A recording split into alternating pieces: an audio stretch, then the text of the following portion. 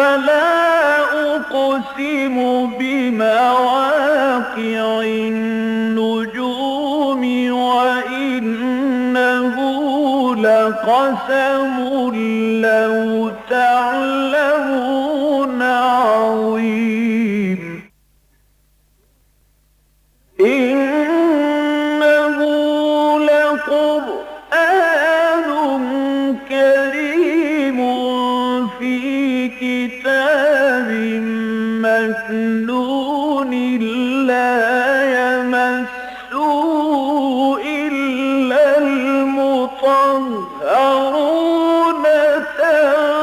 تنزيل من رب العالمين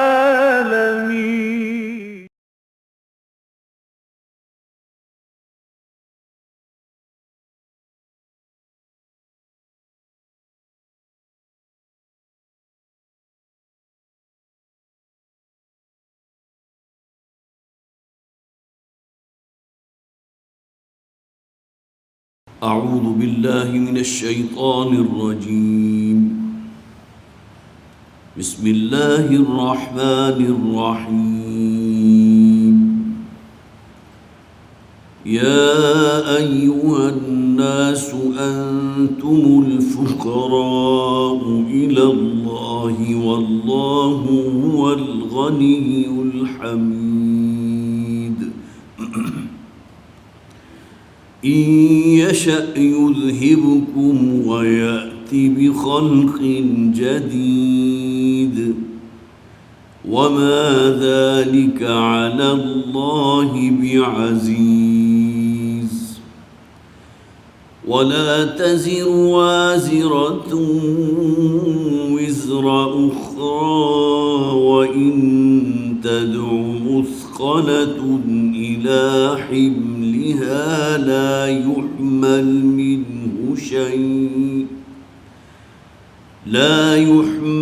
منه شيء ولو كان ذا قربى.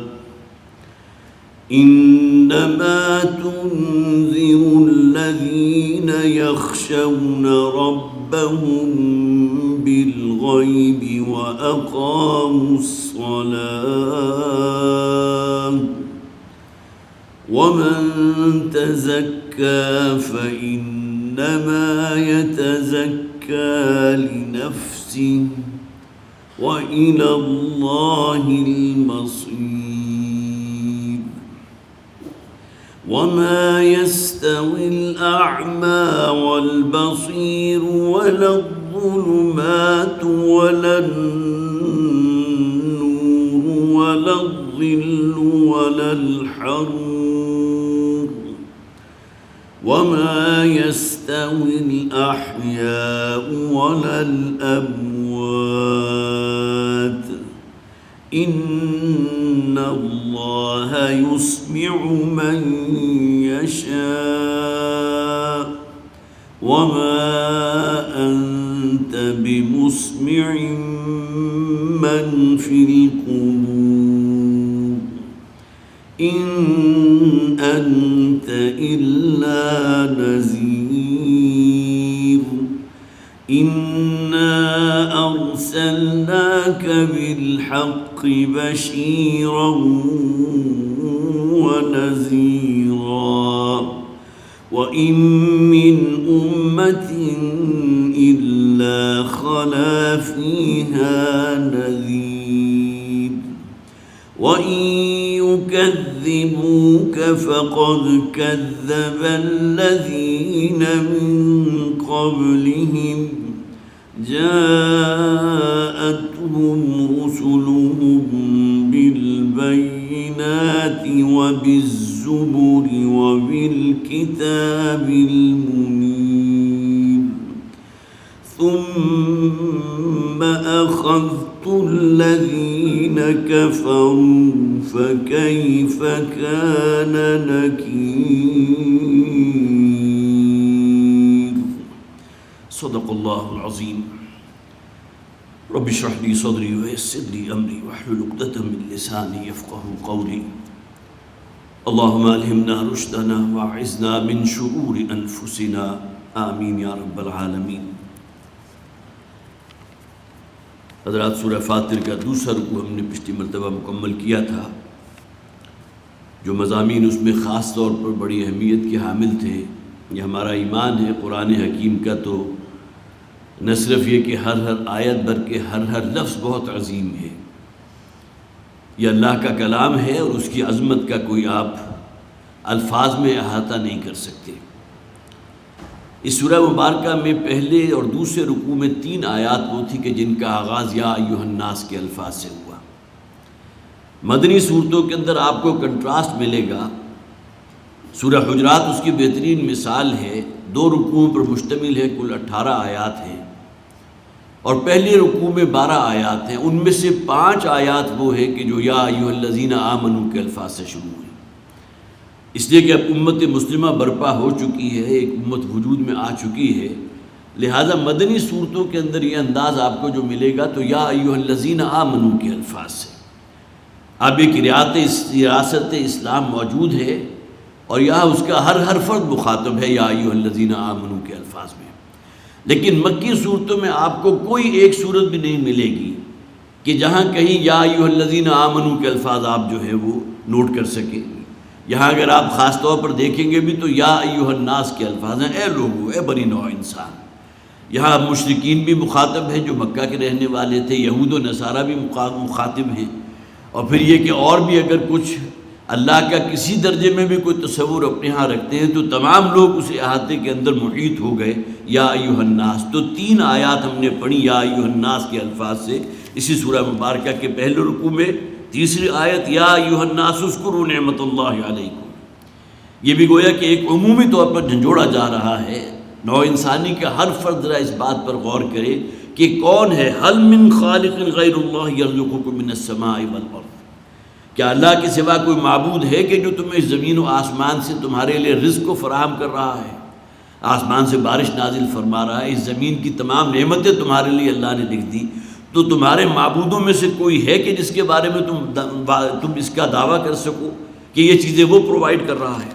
اور 2 آیات چھوڑ کر پھر 5ویں آیت پھر وہی یا ایھا الناس ان وعد اللہ حق فلا تغرنکم الحیات الدنیا، اے لوگو اس بات کو نوٹ کر لو کہ اللہ کا وعدہ حق ہے، اور وعدہ کیا ہے کہ مرنے کے بعد تمہیں دوبارہ زندہ کیا جائے گا۔ سب سے بڑی جسے آپ کہیے عن النبأ العظیم، وہ خبر کہ جس نے مکہ کی وادی میں ایک تھرتلی مچا دی تھی کہ مرنے کے بعد کی زندگی کا ایک تصور۔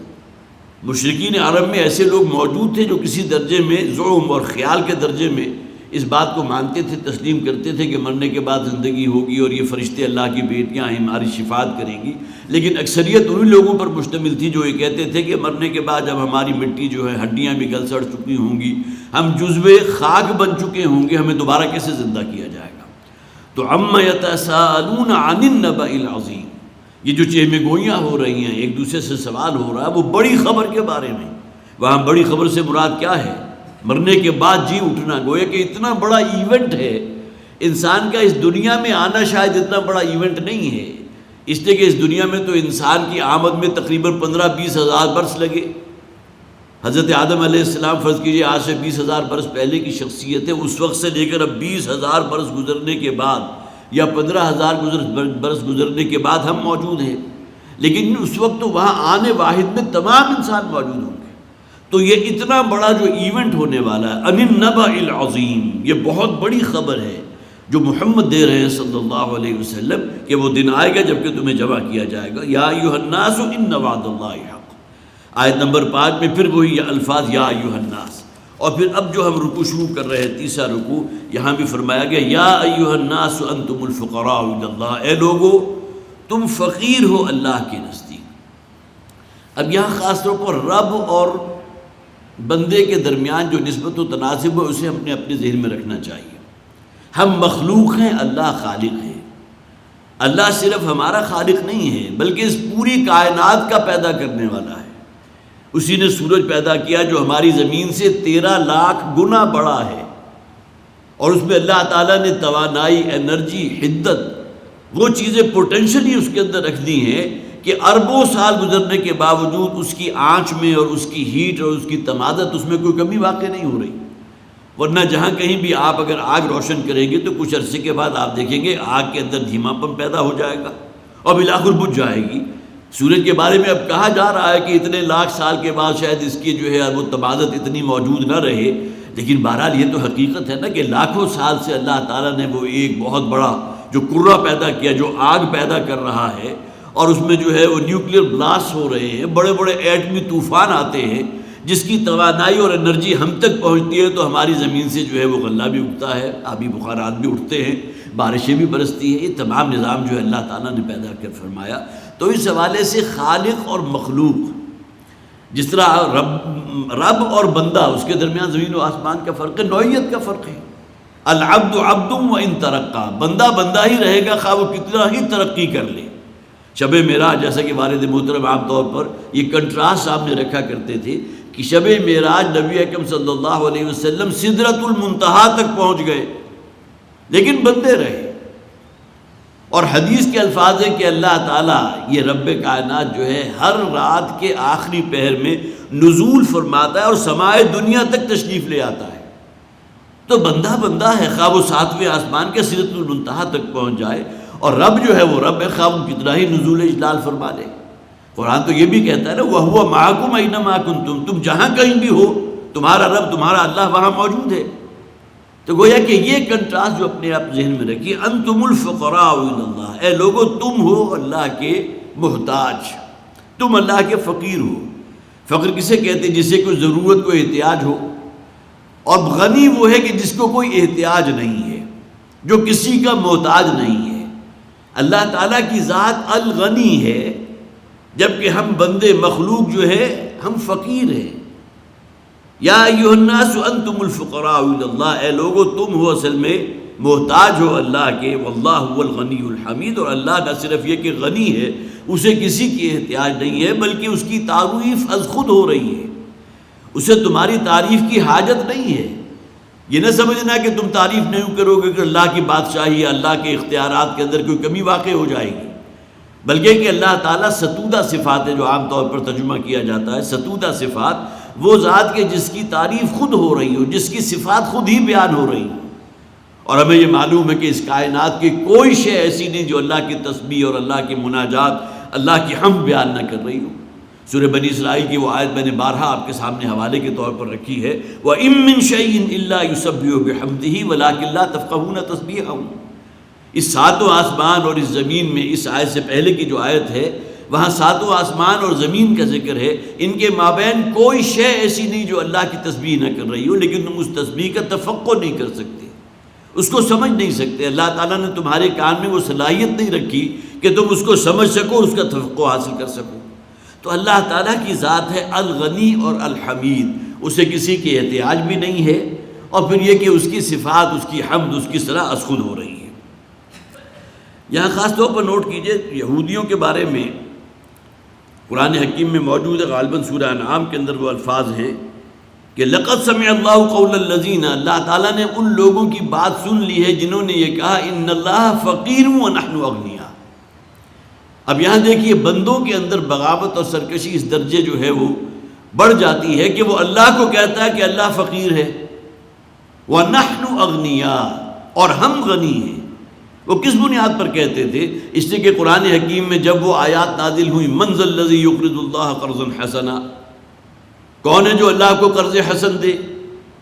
اب یہودیوں کی طرف سے یہ گویا کہ بہت ہی بڑی جو ہے بات کہی گئی، دیکھو جی اللہ تمہارا جو معبود ہے نا وہ اپنے کلام میں کہتا ہے مجھے قرض چاہیے، مجھے قرض حسن دو. تو اس کی معنی کیا ہوئی کہ اللہ تعالیٰ تمہارے قرض کا محتاج ہے. اللہ فقیر ہوا، وَنَحْنُ أَغْنِيَاء، جن سے قرض طلب کیا جا رہا ہے اللہ کہہ رہا ہے نا مجھے قرض دو. مَنْ ذَا الَّذِي يُقْرِضُ اللَّهَ قَرْضًا حَسَنًا إِن تُقْرِضُ اللَّهَ قَرْضًا حَسَنًا، اگر تم اللہ کو قرض حسن دو گے، یا کون ہے وہ کہ جو اللہ کو قرض حسن دے؟ تو اس کے معنی کیا ہوئے کہ اللہ تعالیٰ معاذ اللہ محتاج ہے، ہم غنی ہیں کہ جن کے پاس رقم موجود ہے، مال و اسباب موجود ہے، پیسہ موجود ہے، اور اللہ تعالیٰ ہم سے طلب کر رہا ہے.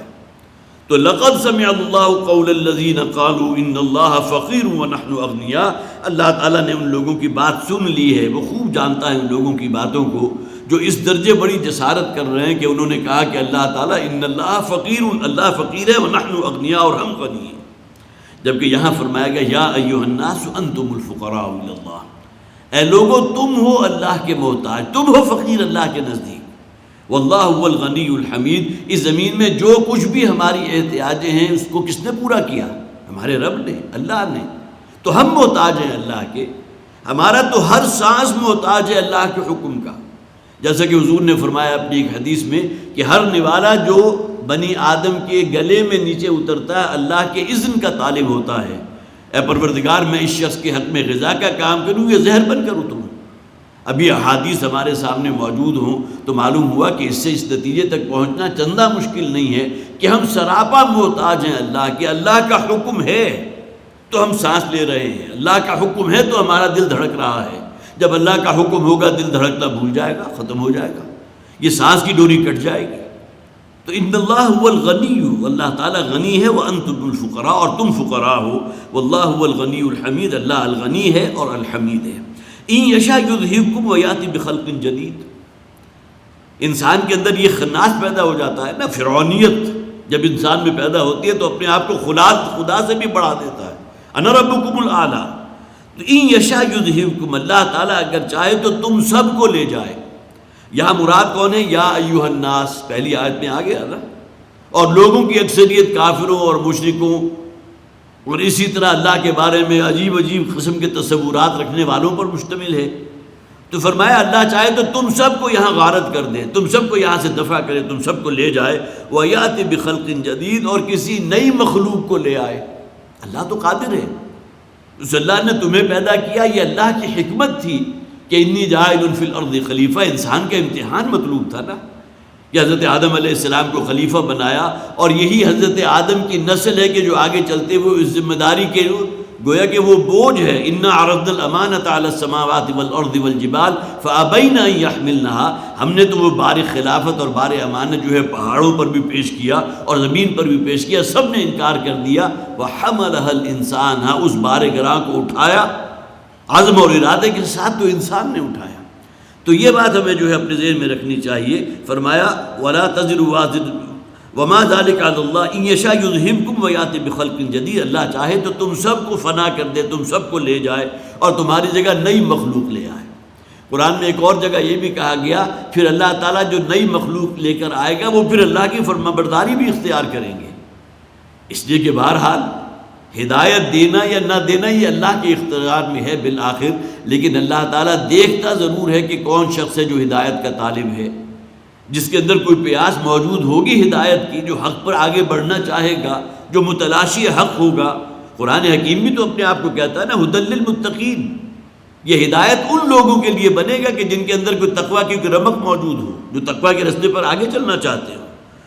تو ان یشاء یذہبکم ویأتی بخلق جدید وما ذلک علی اللہ بعزیز، اور تم سب کو فنا کر دینا اور تمہاری جگہ کسی نئی مخلوق کو لے آنا اللہ تعالیٰ کے لیے کوئی مشکل کام نہیں ہے، اللہ پر کوئی بار گراں نہیں ہے، یہ اللہ کو اس کے لیے کوئی محنت کرنے کی ضرورت نہیں ہے، اس کا ایک کلمہ کن ہے جس کے نتیجے میں سب کچھ ہو سکتا ہے۔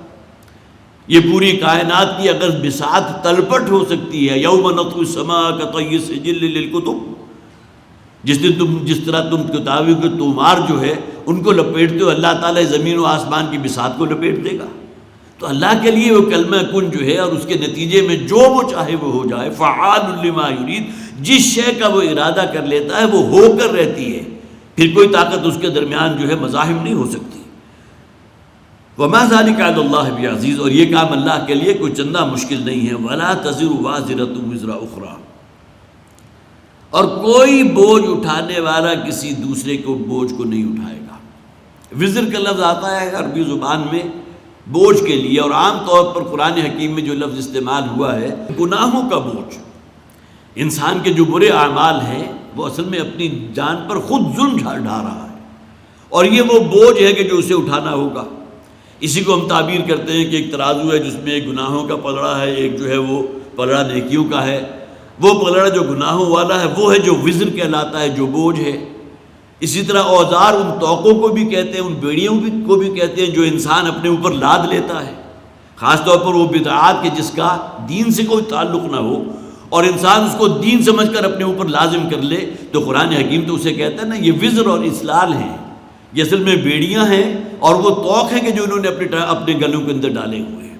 تو وَلَا تَزِرُ وَازِرَةٌ وِزْرَ أُخْرَىٰ، اور کوئی بوجھ اٹھانے والا اس دن کسی دوسرے کو بوجھ کو نہیں اٹھائے گا۔ ہر انسان مکلف ہے، كُلُّهُمْ آتِيهِ يَوْمَ الْقِيَامَةِ فَرْدًا۔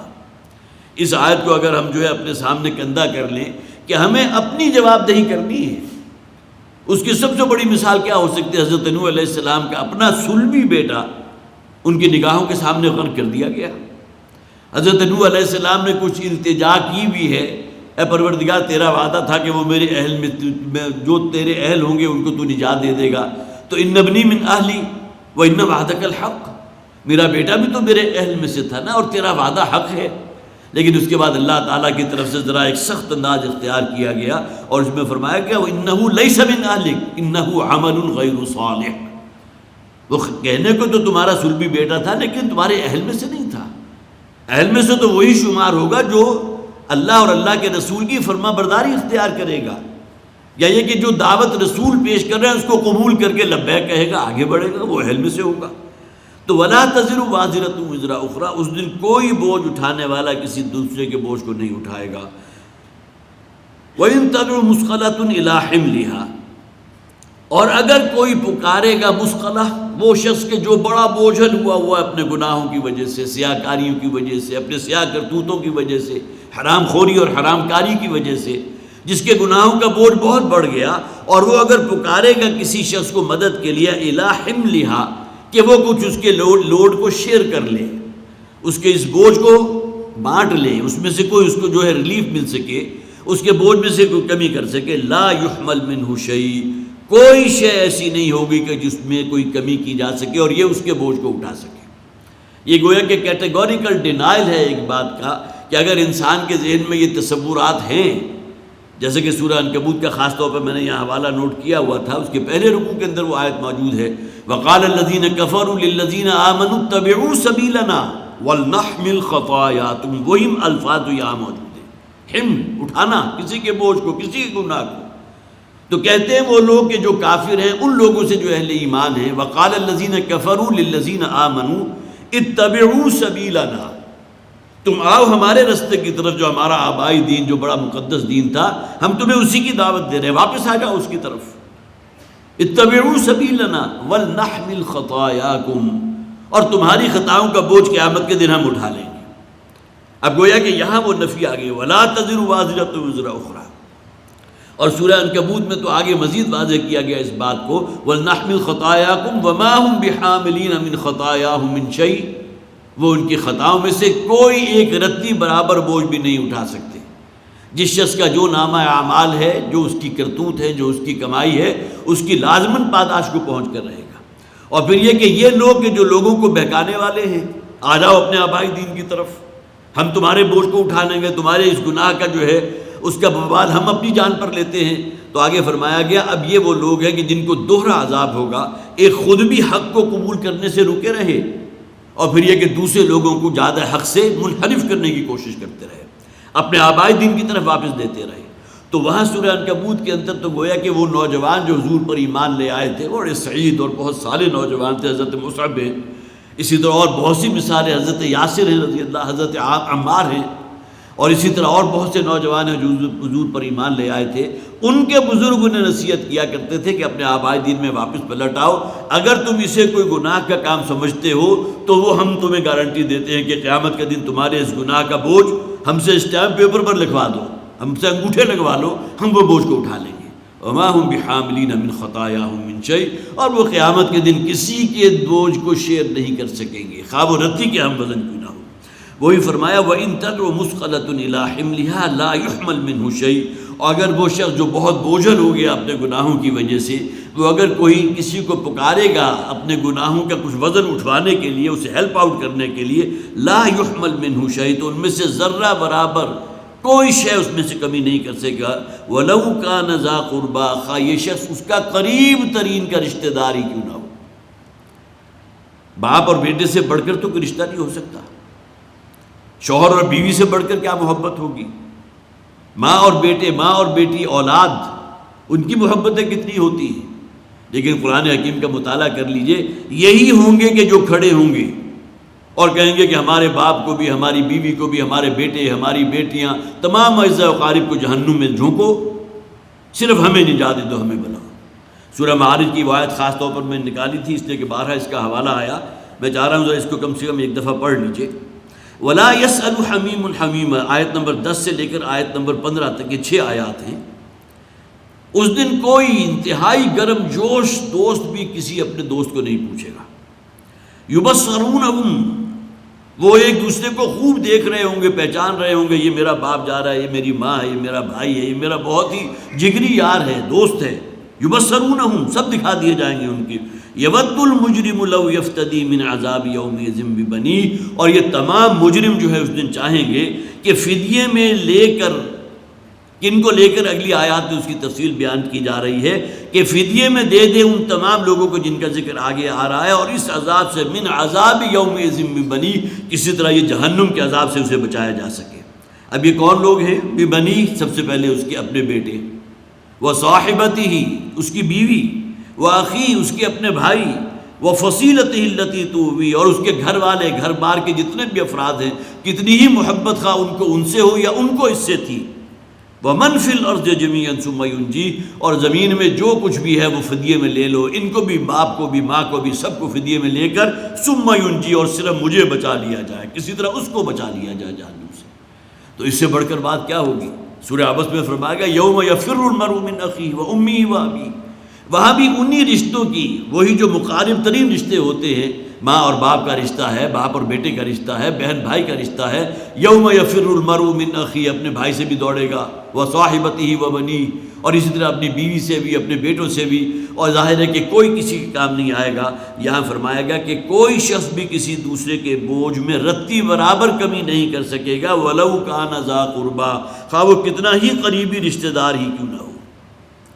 انما تنذر الذین یخشون ربهم بالغیب، اے نبی صلی اللہ علیہ وسلم، آپ تو انذار کر سکتے ہیں، خبردار کر سکتے ہیں، متنبہ کر سکتے ہیں، ڈرا سکتے ہیں صرف انہی لوگوں کو، فَإِنَّمَا الَّذِينَ يَخْشَوْنَ رَبَّهُمْ، جو اپنے رب سے ڈرنے والے ہیں۔ دیکھیے وہی جس کا ہم ترجمہ کرتے ہیں تقویٰ، اپنے رب سے ڈرنا۔ لیکن میں ہمیشہ کہا کرتا ہوں کہ ڈرنا اور خوف اس نوعیت کا کہ ہمارا رب کہیں ہمارے گناہوں کی وجہ سے ہم سے بیزار نہ ہو جائے۔ جس طرح قول و فعل کا جو تضاد ہے نا، اس کے بارے میں قرآن میں سورہ صف میں فرمایا گیا کہ یہ شے تو اللہ کی بیزاری کو بڑھا دینے والا ہے طرز عمل، کہ انسان قول و فعل کے تضاد میں مبتلا ہو، کہے زبان سے وہ جس پر خود عمل نہ کر رہا۔ اتامرون الناس بالبر وتنسون انفسکم، کیا تم لوگوں کو نیکی کی تلقین کرتے ہو، واعظ و نصیحت کرتے ہو، پن کے اور خیر کے کاموں کی طرف رغبت دلاتے ہو، اور اپنے آپ کو بھول جاتے ہو؟ تو معلوم ہوا کہ انسان سب سے بڑھ کر مکلف اپنی ذات کا ہے۔ قوا انفسکم واہلیکم نارا، بچاؤ اپنے آپ کو اور اپنے اہل و عیال کو۔ اس کے بعد اولین ترین ذمہ داری انسان کے اوپر جو آتی ہے، اس کے اہل و عیال ہیں، اس کی اولاد ہے، اس کی بیوی بچے ہیں، اس کے بھائی بند ہیں، اس کے والدین ہیں۔ اگر وہ کفر پر ہیں، شرک پر ہیں، تو سب سے بڑھ کر انسان کے اندر خواہش ہونی چاہیے کہ وہ ایمان لے آئے۔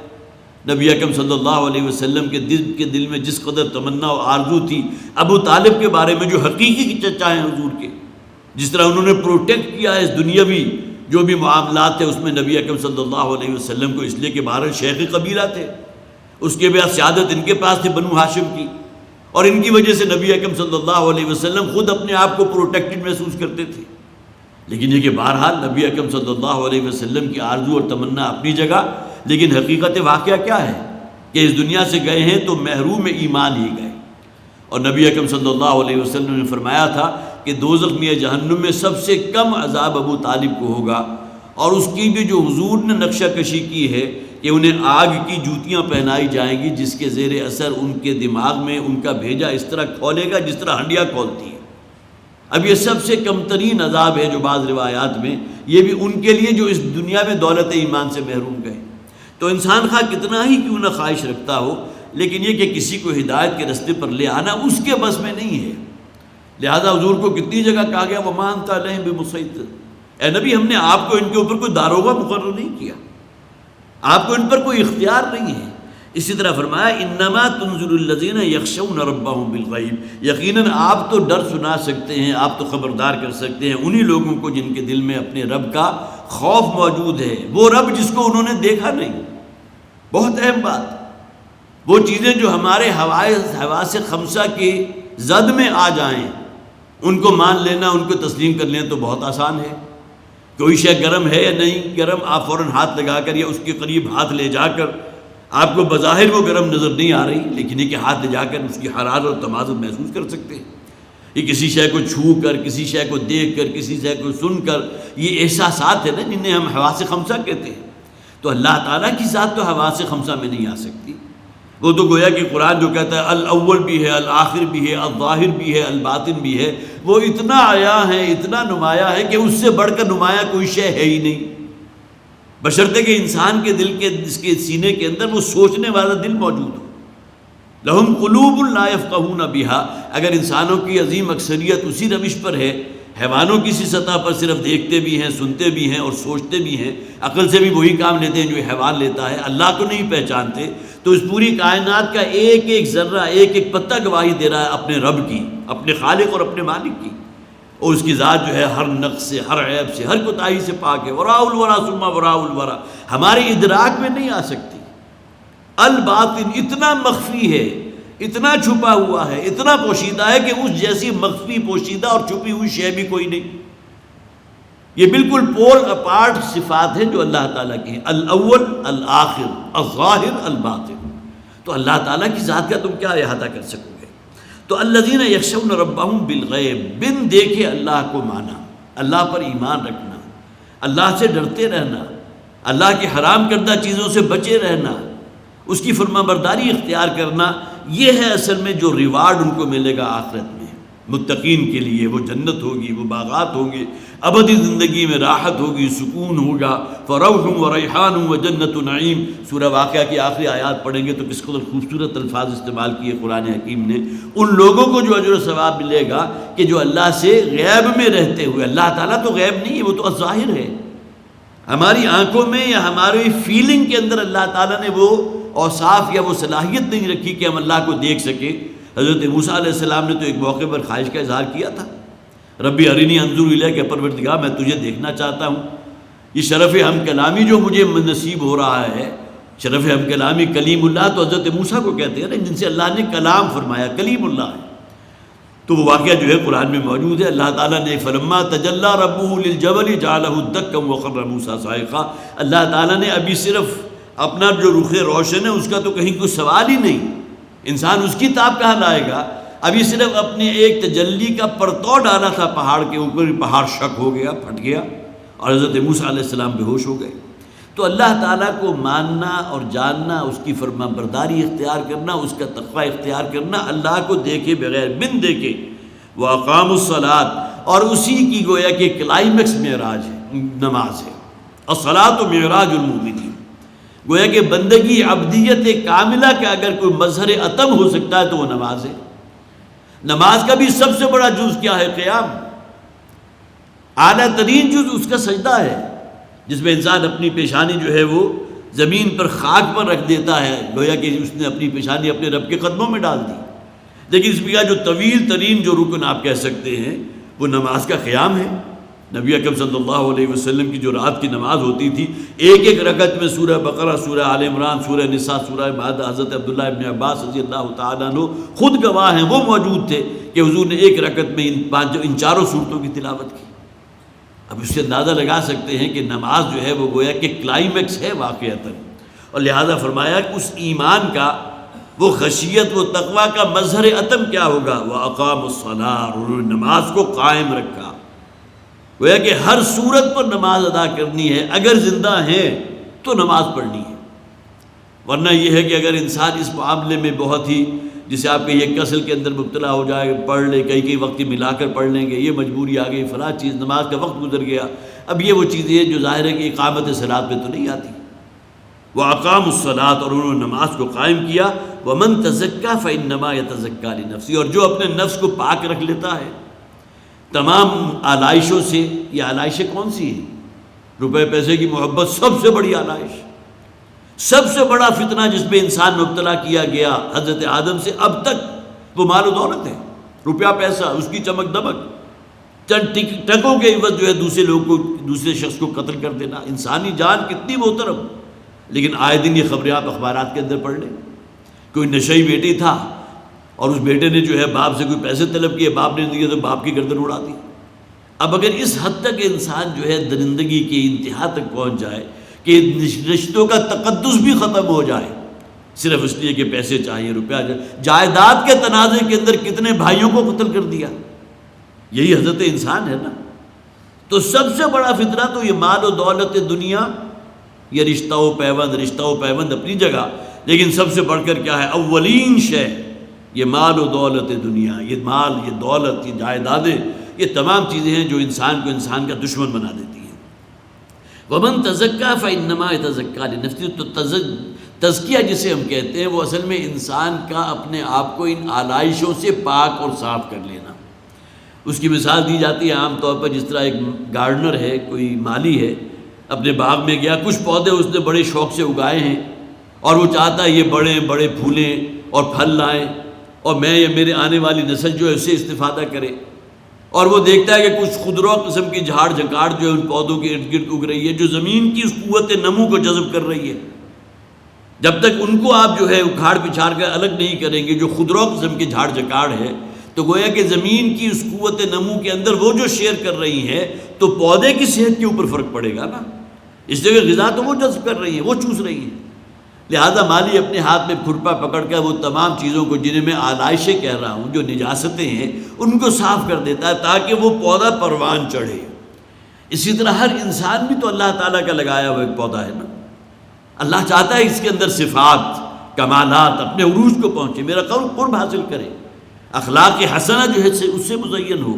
لہٰذا ان رکاوٹوں کو جو گویا کہ اس کی قوت کو اپنے اندر جذب کر رہی ہیں، روپے پیسے کی محبت ہے، مال و دولت کی محبت ہے، یہ دنیا کی جھوٹی سٹیٹس ہے، یہاں کے کچھ اختیارات کا حصول ہے، یہ تمام حرص ہے، تمام لالچ، یہ تمام چیزیں ہیں کہ جس کو اپنے دامن سے دور کرنا، کھرچ کھرچ کر نکالنا، یہ ہے تزکیہ۔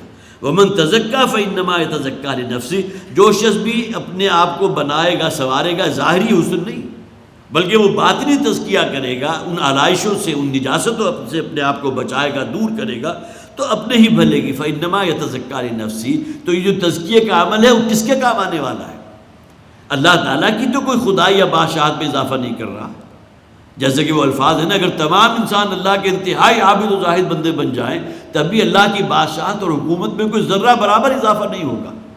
اسی طرح کوئی شخص انفرادی طور پر تقویٰ کی انتہا کو پہنچ جائے، وہ اللہ کو کوئی نفع نہیں پہنچا رہا، اللہ تو غنی ہے، اسے تو تمہاری احتیاج نہیں ہے، وہ تمہاری حمد و ثنا کا بھی محتاج نہیں ہے، یہ تمام چیزیں تمہارے لیے ریوارڈ ہیں۔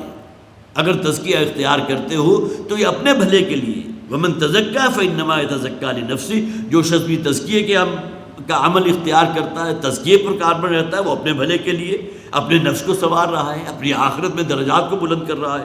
وَإِلَى اللَّهِ الْمَصِيرُ، اور سب لوگوں کو بالآخر اللہ ہی کے حضور لوٹا دیا جائے گا۔ وَمَا يَسْتَوِي الْأَعْمَىٰ وَالْبَصِيرُ، اب دیکھیے انسانوں میں بھی اور اس کے مشاہدات میں بھی جو کنٹراسٹ ہوتے ہیں، ہم دیکھتے ہیں ایک شخص ہے کہ جو بینا ہے، جس کی اللہ نے آنکھیں دی ہیں، دیکھتا ہے، ایک شخص ہے بظاہر آنکھیں لیکن قوت بینائی نہیں ہے، پیدائشی طور پر بصارت سے محروم ہے، تہی ہے، تو کیا یہ دو اشخاص برابر ہو سکتے ہیں؟ یہ تو اس شخص سے پوچھ کر دیکھیے جس کے پاس آج آنکھیں ہیں، پہلے تو ہوا کرتا تھا جب سزا دی جاتی تھی مجرموں کو تو آنکھیں نکال دو اس کی، اب آنکھیں نکال دینے کا عمل جو ہے انسان کو جھرجھری آتی ہے، اس لیے کہ اب آنکھوں کے ڈھیلے جب نکلیں گے تو اندر کیا ہے، دو گڑھے بن جائیں گے نا۔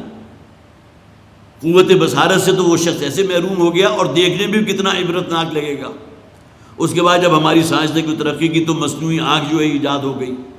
مجھے یاد ہے جب میں سٹر ماڈل اسکول میں پڑھا کرتا تھا تو ہمارے سائنس کے ٹیچر ہوتے تھے، اللہ تعالیٰ انہیں غریق رحمت کرے، اس لیے کہ وہ زمانہ اور آج کا زمانہ 50 برس پہلے، اس وقت بھی اگر ان کی عمر 45 برس تھی تو آج کہاں زندہ ہوں گے۔ لیکن یہ کہ ان کو شروع میں تو ہمیں پتہ نہیں چلتا تھا، لیکن یہ کہ بعد میں جب غور سے دیکھا تو معلوم ہوا کہ بچپن میں ان کی ایک آنکھ جو ہے کہیں نکالنی پڑ گئی تھی اور اس کی جگہ پتھر کی ایک آنکھ لگائی گئی تھی۔ اب یہ میں بات کر رہا ہوں آپ سے 67 68 69 کی، گویا کہ آج سے تقریباً آپ یہ سمجھ سکتے ہیں کوئی 45-50 برس پہلے کی۔ صرف یہ کہ جب ہم دیکھتے تھے کہ جب کسی لڑکے کو طالب علم کو دیکھتے تو صرف ایک آنکھ جو ہے وہ حرکت کرتی ہے، دوسری نہیں، دوسری بھی کچھ نہ کچھ موو کرتی تھی، اس لیے کہ اس کو ایسے وہ ساکٹ جو ہے آئی بال کا جو ساکٹ ہے اس کے اندر اس طرح بٹھایا جاتا تھا کہ جو مسلز ہیں وہ اس کو بھی کچھ نہ کچھ روٹیٹ کر سکے۔ لہذا اگر پہلی آنکھ جو ہے فرض کیجئے کہ 60 کے اینگل کے اوپر موو کر رہی ہے تو وہ 30 کا اینگل وہ بھی لے لیتی تھی۔ لیکن یہ کہ تو انہیں معلوم ہے نا کہ اس آنکھ کے اندر بصارت نہیں ہے، بظاہر دیکھنے میں آنکھ موجود ہے لیکن بصارت سے بالکل خالی۔ اسی طرح وہ لوگ کہ جن کی بینائی تو ہے، دیکھ بھی رہے ہیں لیکن بصیرت نہیں ہے۔ بصیرت اسے کہتے ہیں کہ کسی شے کو آپ نے دیکھا اور آپ اپنے رب سے بھی متعارف ہو گئے، کوئی خوبصورت منظر ہے، خوبصورت پھول ہے، خوبصورت مخلوق ہے، کتنی ہی سے زیر آب ایسی مخلوقات آپ نے دیکھی ہوں گی، اب تو ٹی وی کے ذریعے اور نیشنل جیوگرافک میں بہت تمام سی چیزیں کہ بے ساختہ انسان کی زبان سے نکلا سبحان اللہ، یہ بھی تو اللہ کی مخلوق ہے نا، کیسے کیسے رنگ ہیں۔ آپ کے شاید کمپیوٹر کے اندر اتنے رنگ موجود نہ ہوں جو اللہ تعالیٰ نے سمندری مچھلی کے جسم کے اندر رکھ دیے، اور بہت سی آبی مخلوق وہ ہے جو اپنے اس رنگوں کو تبدیل بھی کر لیتی ہے۔ ابھی دیکھنے میں کچھ تھے، تھوڑی دیر کے بعد معلوم ہوا کہ وہ بالکل اپنے انوائرمنٹ کے ساتھ بالکل ہو گئے کہ دوسرے دیکھنے میں کوئی شے نظر ہی نہیں آ رہی۔ جس طرح بچپن میں ہم نے سنا تھا نا، شاید ممکن ہے یہ اسی طرح ہو، یہ چھپکلی سے بڑا جو گرگٹ ہوتا ہے تو یہ اپنے رنگ بدل دیتا ہے، درخت کی سبز شاخ کے اوپر بیٹھے گا تو اپنا رنگ جو ہے سبز کر لیتا ہے، دوسرے دیکھنے والے کو پتہ ہی نہیں چلتا یہ گرگٹ بیٹھا ہوا ہے۔ اسی طرح سیاہ پتھر کے اوپر ہے تو سیاہ رنگ اختیار کر لے گا۔ یہ مختلف قسم کے اوصاف اللہ، اب یہ تمام چیزیں مشاہدہ کرے انسان، اور وہ ایک حیوان کے اندر یہ کچھ موجود ہو، اور پیدا کرنے والی ذات کون ہے؟ یہ جو تم مشاہدہ کر رہے ہو اپنی آنکھوں سے، کس شے کا مشاہدہ کر رہے ہو؟ تو آنکھوں سے دیکھنا اور پھر اس کے نتیجے میں اپنے رب کی معرفت حاصل کرنا، بے ساختہ انسان کی زبان سے سبحان اللہ اور الحمدللہ کے الفاظ نکلنا، یہ ہے اصل میں جسے بصیرت کہا جاتا ہے، جو عقل کی پختگی ہے، وزڈم ہے، دانش اور دانائی ہے۔ فرمایا وما یستوی الاعمی والبصیر، اور برابر نہیں ہو سکتے، ہرگز برابر نہیں ہو سکتے ایک وہ شخص جو اندھا ہے، جس کی قوت بینائی ہے ہی نہیں سرے سے، یہاں بھی بصارت کی بات نہیں ہو رہی، وہ تو معنوی حقیقت ہے نا، اور ایک وہ شخص ہے جو آنکھوں سے دیکھ رہا ہے۔ تم بھی کہو گے برابر کیسے ہو سکتے؟ ایک شخص کے سامنے دنیا روشن ہے اور دوسرا شخص وہ ہے کہ جو دنیا کو نہیں دیکھ سکتا۔ ایک بہت خوبصورت سا کلپ میں نے بھی دیکھا تھا، ممکن ہے آپ حضرات کے سامنے بھی آیا ہوا، ایک شخص گداگر پہ کہیں بیٹھا ہوا ہے اور اس نے ایک لکھا ہوا I am blind please help me, اور لوگ گزرتے ہوئے چند سکے اس کو ڈال رہے ہیں، چند ایک کسی نے ڈال دیا، کسی نے ڈال دیا۔ اس کے بعد کوئی ایک اور شخص گزرا، اس نے صرف عبارت تبدیل کی کہ مجھے بڑی حسرت ہے کہ میں اس خوبصورت دنیا کو نہیں دیکھ سکتا، الفاظ چینج کر دیے۔ اب لوگوں نے جو ہے جیسے ہی ان الفاظ کو پڑھا تو ان الفاظ کے زیر اثر لوگوں کے جو ہے وہ خیرات کے منہ کھل گئے، اور تھوڑی دیر میں اس کے بعد بڑے پیسے کی کس قدر بیچارہ محروم شخص ہے۔ ایک طرف اس نے کہا تھا آئی ایم بلائنڈ، میں اندھا ہوں، چلیے ایک بات ہو گئی، لیکن ایک اس نے کہا جو خوبصورت دنیا تم دیکھ رہے ہو مجھے بڑی حسرت ہے کہ کاش کہ میں اسے دیکھ سکوں، کاش کہ میری آنکھ کے اندر وہ صلاحیت ہوتی کہ اس خوبصورت موسم کا میں لطف لے سکتا، اس دنیا کو میں دیکھ سکتا۔ تو یہ وہ چیز ہے کہ جو انسان کو اللہ تعالیٰ نے جہاں ظاہری بصارت دی ہے وہاں بصیرت بھی دی ہے۔ تو وما یستوی الاعمی والبصیر، اندھا اور سمکھا دیکھنے والا، گویا کہ نابینا اور بینا برابر نہیں ہوتے۔ ولا الظلمات ولا النور، اسی طرح اندھیرا اور روشنی کیسے برابر ہو سکتے ہیں؟ قبر کا سا گھٹا ٹوپ اندھیرا ہو تو انسان کے اوپر جو دہشت ہوگی ممکن ہے بعض حضرات کو تجربہ ہوا ہو، کبھی یہ لفٹ میں کہیں اسکائی اسکیپر سے اس پہ جا رہے ہو اور لفٹ کی لائٹیں بند ہو جائیں، بجلی چلی جائے، اب جو بالکل ایبسولوٹ ڈارکنیس ہوتی ہے تو بہت سے لوگوں کو تو ہارٹ اٹیک ہو جاتا ہے اسی وجہ سے۔ اور پھر وہ قبر کا جو اندھیرا ہوگا اس کا تصور کیجئے، اس میں انسان کے اوپر کیا بیتے گی، خاص طور پر جب اس کی جان اس میں واپس ڈال دی جائے گی اور منکر نکیر آئیں گے اور اس کے ساتھ حساب کتاب کا معاملہ ہوگا۔ یہ تمام چیزیں تو وہ ہے نا جس کو ہم جانتے ہیں، تسلیم کرتے ہیں، مانتے ہیں۔ تو ایک وہ روشنی ہے کہ جس میں ہر شے نمایاں ہے۔ افمن یمشی مکبا علی وجہہ اہدی امن یمشی علی صراط مستقیم، رشتہ بھی روشن ہے، ماحول بھی روشن ہے، آپ کی منزل سامنے موجود ہے، آپ اپنی منزل کی طرف چلے جا رہے ہیں۔ اور ایک وہ شخص ہے کہ جس نے منہ نیچے کیا ہوا ہے، صرف زمینی خواہشات ہی اس کا جو ہے گویا کہ فوکس بن گئی، وہ اوندھے منہ جس طرح گھسٹ رہا ہو، قرآن کہتا ہے یہ برابر نہیں ہو سکتے۔ ایک شخص اپنی منزل کی طرف رواں دواں ہے اور ایک شخص گھسٹ رہا ہے اوندھے منہ، وہ زمینی خواہشات ہی کا اسیر بن گیا۔ تو ولا الظلمات ولا النور، اور نہ ہی اندھیرا اور اجالا برابر ہو سکتے ہیں، ولا الظل ولا الحرور. اسی طرح سایہ اور دھوپ کی تپش، یہ تو اس شخص سے پوچھئے نا جو کہیں صحرا میں گزر رہا ہو اور اوپر سے جو ہے آگ برساتا ہوا سور، اگر اچانک اس کو کہیں سایہ فراہم ہو جائے، آپ کو بھی تجربہ ہوا ہوگا، کہیں سایہ نہیں ہے اور کہیں آپ جو ہے جنازے کے انتظار میں کھڑے ہوئے، جنازے کا لفظ میرے اس لیے زبان پر آ گیا کہ ایک موقع تھا شدید دھوپ بھی تھی، ایک صاحب کے جنازے میں شریک ہو گیا، اب کہیں کوئی سایہ موجود نہیں تھا. اس موقع پر سایہ کی اہمیت کا احساس ہوا. یہ تو چھوٹا سا ایک درخت تھا جس کے نیچے جتنے لوگ بھی گھس سکتے تھے، اپنا ساری صرف اندر کر لیں، باقی جسم چاہے وہ دھوپ کے اندر بھی رہے. تو یہ سایہ اور یہ جو لو ہے یا یہ گرمی اور تپش اور دھوپ جو ہے یہ بھی برابر نہیں ہوتی. یہ تو وہ چیزیں ہیں جو انسان اپنی یہ حیوانی عقل کے نتیجے پہ پہنچ جاتا ہے، حواس خمسہ کے نتیجے میں پہنچتا ہے نا. وما یستوی الاحیاء ولا الاموات، اسی طرح ایک وہ شخص جو زندہ ہے اور ایک وہ جو زمین کے جو اس کے اوپر اپنے ڈیتھ بیڈ کے اوپر ہے یا یہ کہ مر چکا ہے، کیسے برابر ہوں گے؟ اس وقت تو انسان کی یہ دلی تمنا ہوتی ہے نا کہ کاش کہ اللہ تعالیٰ کچھ دنوں کی کچھ ہفتوں کی زندگی اور دے دے، لیکن یہ کہ بہرحال یہ دو چیزیں برابر نہیں ہوتی. ان اللہ یسمع من یشاء وما انت بمسمع من فی القبور، اللہ تعالیٰ جسے چاہتا ہے اسے سنا دیتا ہے. اصل میں یہ جو باتیں کی گئی ہیں اس سے پہلے، جس کا تعلق اگرچہ بظاہر حواس خمسہ سے ہے لیکن اصل میں یہ باطنی حقیقتیں ہیں. یہ جو فرمایا گیا وما یستوی الاعمی والبصیر، آنکھیں تو سب کے پاس ہیں، لیکن قرآن کیا کہتا ہے کہ ان لوگوں کی آنکھیں اندھی نہیں ہیں بلکہ ان کے سینوں میں جو دل ہیں وہ اندھے ہو چکے ہیں. اس لیے کہ آنکھوں سے صرف یہ وہی کام لے رہے ہیں جو کوئی حیوان لے رہا ہے. کسی شے کو دیکھ لیا، کوئی شے ان کی طرف بڑھ رہی ہے تو اس سے بچ گئے، یا کسی شے کی طرف جو ہے راغب ہو گئے. وہ تو ایک کتا بھی دیکھ لے گا، ایک ٹرک آ رہا ہے بڑی تیز رفتار، وہ بھی اسس کر لے گا اور اس کے بعد سوچ لے گا. گویا کہ اتنا انالیسز اس کے برین میں بھی موجود ہے کہ زیادہ تیز رفتار ہے تو فوراً رسک نہ لے، وہ وہیں دبک کے کھڑا ہو جائے گا. اور اگر کوئی آہستہ آہستہ چلا رہا ہے ٹریکٹر سا تو بڑے آرام سے نکل جائے گا. وہ جو انسان کے اندر ایک اپریسیشن ہے یا عقل ہے، کسی درجے میں کتے میں بھی موجود ہے. صرف یہ ہے کہ انسان میں کوانٹٹی آپ کہہ سکتے ہیں اس کی زیادہ ریفائنڈ قسم کی عقل ہے. تو یہاں جو مراد ہے جو فرمایا گیا نا انہا لا تعمل الابصار ولکن تعمل القلوب التی فی الصدور، سورہ حج آیت نمبر 86 آیت نمبر 46. یہ جو انسان کی نگاہیں ہیں وہ اندھی نہیں ہوتی، بظاہر خوب دیکھنے والے بڑی تیز نگاہ کے مالک شخص ہیں لیکن ان کے اصل میں دل اندھے ہو چکے ہیں. ولیکن تعمل قلوب التی فی الصدور، وہ دل جو انسان کے سینوں میں ہے اصل میں ان میں روشنی نہیں ہے. آنکھوں سے تو خوب سمکھا بھی ہیں، بڑے بینا بھی ہیں، لیکن دل جو ہے اس میں موجود نہیں. ولا الظلمات ولا النور، اسی طرح ایک ظلمتیں ہیں، گناہوں کی، معصیتیں ہیں، باطل نظریات ہیں، مشرکانہ عقائد ہیں، غلط تعبیرات ہیں، یہ تمام ظلمتیں ہیں جو سوائے اوہام کی اور کچھ نہیں. اور دوسری طرف نور ہے، نور توحید، یہ کیا برابر ہو سکتے ہیں؟ ولا الظل ولا الحرور، اور اسی طرح ایک جنت کا ٹھنڈا سایہ ہے. قرآن میں کتنی جگہ ذکر کیا گیا، سورہ واقعہ کے اندر بڑے لمبے اور ٹھنڈے سائے ہوں گے.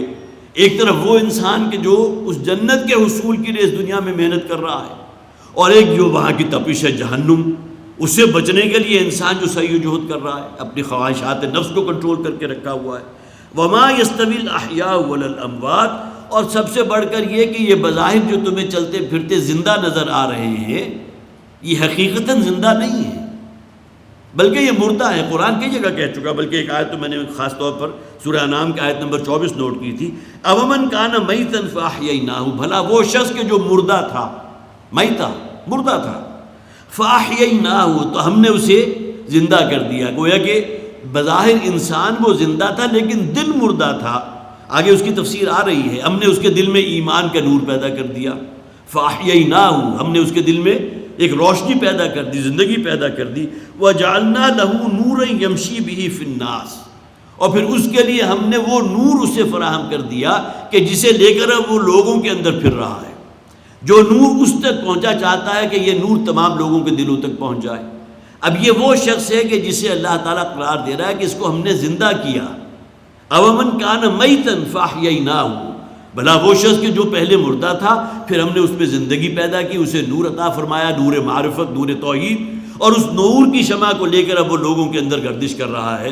ہر نبی اور رسول کا یہی معاملہ ہے، ہر مسلح کا یہی معاملہ ہے، ہر دور میں جو بھی منذر آئے ہیں، خبردار کرنے والے آئے ہیں، ان کا یہی معاملہ ہے. تو یہ موت و زندگی بظاہر یہ چلتے پھرتے انسان آپ کو جو زندہ نظر آ رہے ہیں، اکثریت ان کی ہے کہ جو مردہ ہو چکے، جن کے دل میں نور ایمان نہیں ہے، نور توحید نہیں ہے۔ ان اللہ یسمع من یشاء، اللہ تعالیٰ سنا دیتا ہے جس کو چاہتا۔ حضور کی زبان سے اگرچہ قرآن حکیم کے الفاظ یا وہ آیات نکل رہی ہیں، لیکن یہ کہ کن لوگوں کے دلوں تک پہنچی؟ حضرت ابوبکر تھے سب سے پہلے ایمان لانے والے، ابو جہل نے کتنی مرتبہ وہ آیات سنی، ولید نے کتنی مرتبہ سنی، عتبہ نے کتنی مرتبہ سنی، اور کتنوں کے نام لے لیجئے آپ، لیکن یہ کہ کوئی ٹس سے مسئلہ ہوا۔ جس شخص کے اندر کوئی، جسے آپ کا یہ طلب موجود تھی حق کی، حق کو قبول کرنے کی، کم سے کم وہ تقویٰ کی جو بنیادی، جسے آپ کہیے کہ کچھ نہ کچھ پونجی تو اس کے پاس تھی نا، اس نے لبیک کہا، آگے بڑھ گیا۔ وما انت بمسمع من فی القبور، اے نبی صلی اللہ علیہ وسلم، یہ جو چلتے پھرتے انسان ہیں یہ اصل میں زندہ قبریں ہیں۔ جس طرح آپ قبر کے اندر کوئی مردہ ہو تو آپ اسے نہیں سنا سکتے، اگرچہ ایک واقعہ ہے لیکن وقت ہمارا ختم ہو رہا ہے، بالکل ہو چکا بلکہ، لہذا اس پر انشاءاللہ میں اگلی دفعہ بیان کروں گا۔ لیکن یہ جو فرمایا گیا وما انت بمسمع من فی القبور، اے نبی صلی اللہ علیہ وسلم، یہ گویا کہ اپنے اس خاکی جو جسم ہے، جو حیوانی تقاضے ہیں، اس کا مدفن بن چکی ہیں ان کے دل، ان کی روحیں اس میں دفن ہو چکی ہیں۔ بظاہر یہ انسان نظر آ رہے ہیں، حقیقت انسان نہیں ہے۔